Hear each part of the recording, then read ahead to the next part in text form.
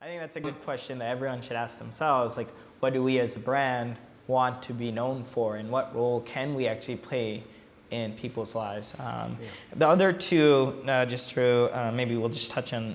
Design for growth was another one, and structure for storytelling. Do you want to talk about each one maybe quickly? Sure, yeah. So the third step in how we do this or have done this at the British Library is designing for growth. So really, 5 years ago, the British Library didn't have a design for growth. We had no plan for growth at all, and what that meant was we had what we call this Victorian hospital problem.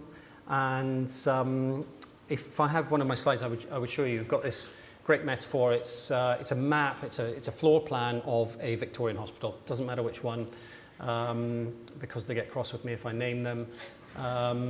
And at one point in time in the Victorian era, this hospital was a state-of-the-art facility. It was a high-tech facility that was just awe-inspiring to its customers. You know, the best service of its kind in the world. And then over the years, as more and more wards or port cabins or facilities have been built on top of this one state-of-the-art facility, it's become gradually less navigable, less manageable for its customers and for the people who maintain it, the people who work there. And this is our metaphor for the British Library Online. When we audited it back in 2011, something like that, we had 109 different websites, and we had gotten to that point of unnavigability and unmanageability just by building a new website for every new project or product or service that came along. So we had to break that down, completely atomize it into the components of what our content, what our online content was made up of. And actually, when you start to do that, it's a bit like these kind of car enthusiasts who completely dismantle engines just to see how they work and then put them all back together again, and then they have this much better understanding of how things work. It was the same with British Library Online.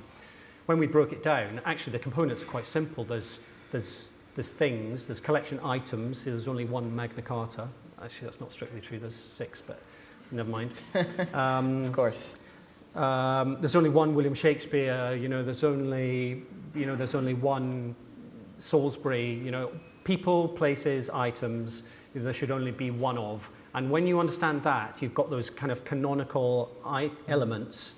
Then you can start to build lots of other stuff around it, like interpretation, contextual articles telling the story of William Shakespeare or the Magna Carta or whatever else it may be, and that's where we get a lot of our kind of supplementary content. I think marketers typically don't do a great job of this. I mean, it starts with an audit, but even if you don't do an audit, this idea of in my content marketing hub or website or across the 100 websites that a company hosts, there usually isn't one place for a canonical topic. It's, you know, teams in different markets and different lines of business. Everyone's creating the same content, and all of a sudden Google has 10 different places to potentially go for a given topic versus one really good one that's enriched with surrounding content. Exactly, and that was, you know, I don't want to give any hostages to fortune, because probably if you do this today, you'll probably get a similar result, hopefully not quite so bad. But 5 years ago, if you Googled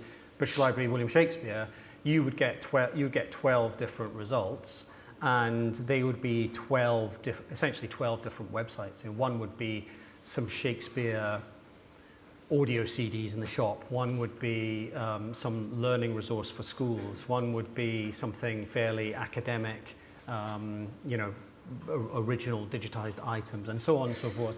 And when you have that, you're kind of defeating yourself. You don't really stand a chance of success when you're spreading yourself across all those different areas.